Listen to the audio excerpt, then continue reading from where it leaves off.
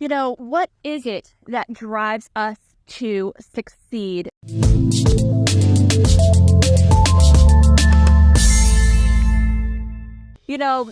Many times we may have doubts of what direction we should go in, or we talk ourselves out of starting a project or starting a business because of fear. Well, I want to talk to you about fear because fear is one of the lower vibrational emotions that steals joy and happiness. And when we learn to remove fear from our body, from our nervous system, because that's where it ultimately is, it's stuck in our nervous system. When we're born, the only fear we have is of falling. We learn every other fear. And to think, well, why do these fears follow me? Our brains and our nervous system record, our subconscious mind records tragedy, trauma, fear, anything that caused us in our life starting from birth and even beyond is programmed inside of us. And as we live with that fear and that trauma, that shame, pain, guilt, all of those lower, denser emotions, it actually causes dis-ease within our body. And this is done because every emotion that we feel, chemicals are secreted from in our body that, cortisol or adrenaline or dopamine. And when we have fear, it literally changes the molecular structure. And it's so important to find a way to remove these false beliefs. Because as you know, people say fear is false expectations appearing real. It's all a perception.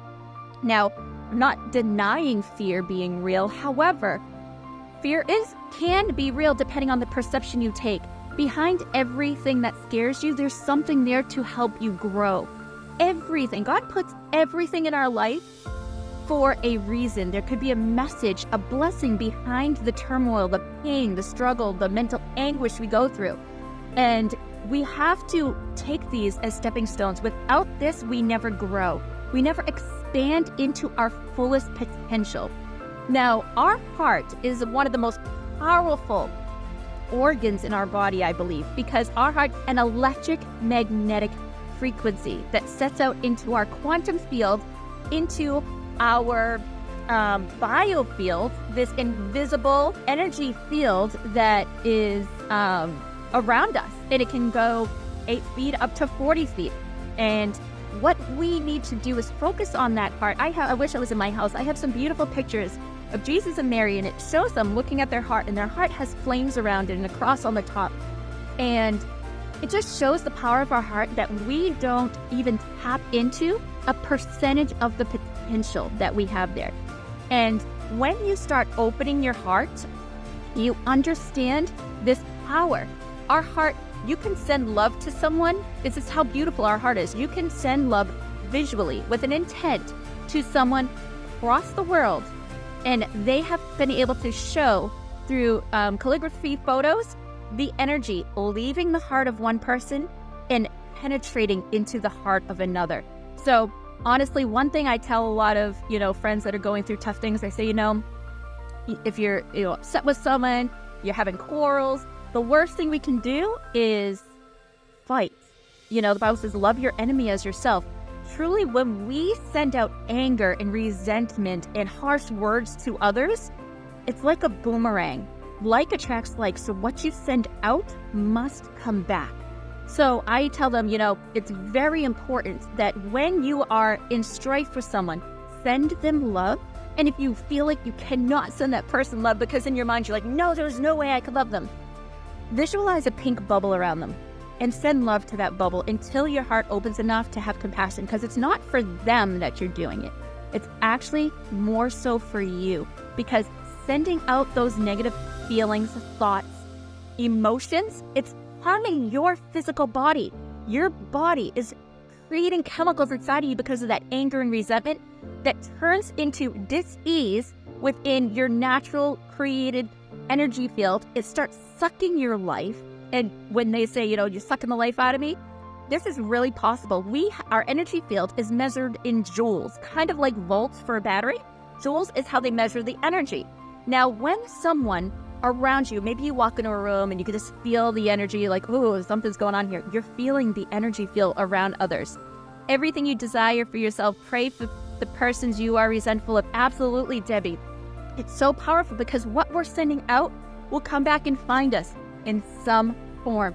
So I just ask everybody, try this for yourself and watch how your week, your month, your year unfolds. When you change your perspective to resentment and anger, which are more of those devilish emotions, okay? They're not of God. They're not of love and compassion and kindness. And when we do this, we're not only helping ourselves, but we're helping humanity as a whole. And this is a part of my mission with my nonprofit, the Heart and Soul Project, is to help people open their hearts, reignite their soul to unlock humanity's potential, to not only love their neighbor, but love their neighbor as themselves. Where right now we kind of do that, but not in a positive way. We don't talk to them at all, and we really need to have more compassion for one another. Everybody goes through things on a daily basis, and we don't know each other's story or what they're going through. They could be going through a hard time emotionally, mentally, physically. And watch the difference of when you just go up to someone and you say, is there anything I can do for you? How can I pray for you? How can I be of service? We need to be more of service to one another. And when we open our heart more, watch the beautiful blessings bestowed upon you. It is just so beautiful to see the power of community. And when you serve, I actually did a test on this. I have a machine called a BioWell machine. And what it does is it scans your 10 fingers, and our fingers have energy coming out. They're like energy portals. And it scans it to see the energy of your biofield around your body, your organs, your chakras, everything. And what I did is I tested myself before I offered a service of one of my modalities to a friend called No Movement. And after I completed the session, the most profound, beautiful thing is my biofield around me expanded by 15 joules. That's like 15 volts if you're going to add voltage to a battery or to a light bulb. It created a brighter essence, my aura around me. It expanded my energy field to allow me, not only was I serving, but I was able to receive that beautiful blessing of more energy, because we essentially are light and energy vibrating at a certain frequency. So it's very important every day to try to start your day off on the right foot, which would mean starting off with a blessed heart, gratitude, feeling grateful, because gratitude is the attitude that not only helps humanity. When we can all elevate our emotions and get out of that fear and start falling into gratitude and compassion, watch the changes unfold in humanity. Now, this is a mission that I'm on with my nonprofit, because they say when 1% of the population has heart and brain coherence, which means your heart is feeling that emotion of love and your brain is feeling grateful and gratitude, a positive emotion, they're coherent. When we have this, when 1% of the population do this, we are creating this magnetic field that literally can shift the vibration of our planet and flip it from fear into one of love, literally bringing harmony and peace on earth. Now that's the mission, one heart and soul at a time, to help heal, to expand our vibration and our energy, to help bring this to fruition. I know we can, and that is my mission, is to help that, get that 1% moving forward. But if we all do our part and just sit in gratitude, gratitude is the attitude, feeling is the secret, and joy is the key to co-creating the most beautiful life you could ever imagine. Romans 12:2 is one of my favorite verses in the Bible. It says, "Do not conform to the patterns of this world, but be transformed by the renewing of your mind, and then you can test the good and pleasing will of God." Well, renewing our mind, if you really dig deep into that, I have done lots of studies on this because I have a modality that renews the mind. It remaps the brain, because our brain, with neuroplasticity, we can create new neuron receptors, remove them from the, negative beliefs, the lower vibrations, grief, shame, pain, guilt, and renew the mind, remap the brain to remove that connection of that continual pattern of cycling thought and create a more positive connection and actually remove that hook, that trigger that gets us angry, that gets us resentful, and allows us to live in our whole heart. So when we renew our minds, we can test the good and pleasing will of God, because when we renew our minds to positive thinking and open our hearts and speak from our hearts rather than just our head, we actually are creating a vibration, because like attracts like. So everything we're sending out of positivity, gratitude, love, compassion it is God's law. It has to come back. So imagine if instead of going, oh, I'm so mad at you, I resent you, you say, you know what? I have compassion for you. I don't know what you're going through, but I'm sure something inside of you is causing you to act this way, and it's not me. Many times it's not us. So my mission with my nonprofit is to help renew the minds of humanity. In this modality, I have been working and doing some data collecting on the biofields, where after a session, I'm able to increase people's biofield about 10 joules. This is amazing. Like, this is what would take you months of meditating to increase your energy field that way. I did a study last week. In 1 week, I gained 38 joules. I went from 41 to 79 joules. 79 is like absurd. That's like a monk that sits out there and meditates every day. And I did that with some holistic modalities that I'm going to be doing within my nonprofit. One is the cognitive movement, breath work, yoga, meditation, and heart-centered meditation. And the power of how much energy I created, my energy field expanded. Not only is it helping others that are around me, but it is also helping my internal body, because now I have more energy. My nervous system is down-regulated, where I am calm, I am joyful, I don't have things triggering me.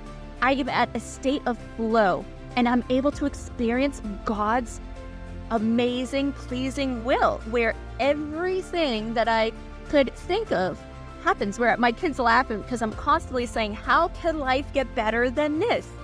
But I noticed when I was holding resentment for little things that, I didn't think were big, and when I finally surrendered them and let go and let God handle that situation, I noticed that some of the doorways that I thought were closed opened up miraculously. And now, I say miraculously, but it's actually the state and the way life should be. Miracles are supposed to be the norm. But unfortunately, the way we have gone in society over these hundreds of years, we forgot our true innate nature of being in peace and harmony with heart and brain coherence, being able to manifest every desire we want. And that's why, we are not meant to want. We are meant to know that we are whole and complete just the way we are. We are deserving. Everything we need is inside of us, and it truly is. Our heart is so powerful, not only just because it helps our heart beat and our blood flow through our body, but it also acts as a magnet to attract our desires and our wants. Now, I'm not saying you just sit there and go, I'm just going to feel love all day and I'm going to get $1 million landing on my door. That's maybe going to happen. I'm not going to bet that it is going to happen. But what will happen when we stay in that high vibrational state? It acts like a magnet because it's pulling information from the quantum field, and we will get a sense of inspiration, a thought that goes, wow, this sounds like a brilliant idea. Chase and follow that vision, because that is a vision from God given to you on how to fulfill your desires, whether it's financial, health, emotional, whatever it is. Wisdom. When we ask, you shall receive. When you seek, you will find. You have to look, but you have to take action. You need to, smallest bit of action to show faith. Faith is the key to unlock doors that are waiting to be opened to you. But you have to have faith. Faith the size of a mustard seed. That's all you need. And watch it grow as things fall into place in your life. And you go, wow. 1 week of sitting silent for 15 minutes a day, just quieting my mind, sitting there. If I see a thought move in front of me, I just say, I notice you and I'm letting you go. And don't get up until that 15 minutes is over. Tame the animal. We are like animals. We want to get up and, I got to write this email. I got to do this. Tame the animal. Sit there, quiet mind 15 minutes a day, morning and night. I want to challenge you. This is something that is so profound and beautiful that I've learned and I've done over and over again to manifest things within 12 hours, 8 hours. Sometimes my quickest one was 30 minutes. And that was upgrading to first class on the way to Africa. When the plane was completely full and there was no extra seats, I was able to visualize and get an upgrade without paying for it to first class. But back to the story. We need to have faith. And I challenge you to meditate morning and night, 15 minutes, just sit there quietly. Not even if you can't quiet your whole brain, you are down-regulating your nervous system, allowing your nervous system to conserve energy, to heal your organs, to put more balance of energy into those organs. Because, guys, just breathing the air that we do and eating some of the foods with the contaminants and everything, it actually causes strain on our organs. We need to give it time to rest. Yes, when we sleep, it rests. But when you do this morning and night, something profound happens to you. You will notice a change. And also, when you go to bed, try this. This is so beautiful. If you want to increase your mental capacity, to increase your memory, and also have the ability to start visualizing your life into creation, co-creating reality, you have to visualize it first. What I would suggest doing, if you'd like to try this, is at night before you go to bed, play your day in reverse, okay? Not forward. Don't go, okay, this is what I did today. When you rewind your day in reverse, you're actually creating your brain to fire and wire differently than if you told the story straight out. Oh, I woke up, I did this, I had lunch, and then blah, blah, blah, and I had dinner, blah, blah, blah, I got ready for bed, and now I'm here. Reverse it. Okay, I'm in bed. I just went to the bathroom and I was brushing my teeth. Before that, I was on the couch with the kids, or I put the kids to bed. Before that, we were on the couch having some popcorn, family movie night. Before that, we were having dinner. Before that, we were doing outside playing on the trampoline. Before that, we were doing homework. Before that, I was picking up the kids from school. Before that, I had this meeting. Literally play your day backwards all the way until you say, okay, and now I'm in bed from the day before. When you do this, you will notice your intuition, your ability to sense things, your ability to imagine things, your ability to notice the subtle whispers in your ear of divine information, divine guiding, letting your soul lead the way. Watch how your life changes when you practice this consistently. Try it for a week and watch what happens. You're never going to want to stop, because you're going to go, oh my goodness, my life flowed so beautifully today. Everything worked out for me. How can life get better than this? And also, whenever something beautiful happens, even if it's so small where, you're thinking of a loved one and then, a butterfly flies by and that's what reminds you of them, just know that that was a sign and go, how can life get better than this? And watch. You will be shown how life can get better. You have to ask to receive. So when you ask that question, how can life get better than this? God in the universe has to show you how it can get better. My son loves doing this. He does it all day long. He goes, oh my gosh, Mom, you're never going to believe my day. How can life get better than this? Start off here and this happened. And then I got a piece of candy in class and oh my gosh, how can life get better than this? I got 100 on my test. And then at lunch, oh my gosh, you passed me the best lunch. How can life get better than this? And then after, I got to go over a friend's house and oh my gosh, I got to have a little bit of soda because they don't drink soda. How can life get better than this? The littlest things they notice and they appreciate. And that's the key to starting young, is instilling gratitude and knowing that every little thing that happens in your life, if you can acknowledge with grace and gratitude, beauty unfolds. We have to change and renew our mind and get out of that anxiety, that stress, that fast-paced life, and get back into the present moment, because nothing is real other than the present moment. The past, you may have thought it was real, but it was your perception of what actually happened, because we don't see everything that actually took place in our everyday. We kind of have a tunnel vision. We don't notice what happened over here. If we're looking over here, we miss things. But when we're present in the moment, we actually get to absorb the beauties bestowed upon us. And when we actually have gratitude of wow, I love listening to these birds chirp, and oh my gosh, that sun feels so good on my skin. Appreciate through all of your senses. When you do that, your life unfolds, your heart expands. When your heart expands, it attracts more goodness to you of all those things that you prayed and spoke about and wrote about and affirmed about. It's all about living every day like it's kind of like a game. Not in a bad way, a game of how can I make this the best game end result every single day? How can I put my best foot forward? How can I serve others before myself? Don't forget to take care of yourself. Being selfish is not bad. Going to get that massage or taking time for yourself, meditating, have that cup of tea.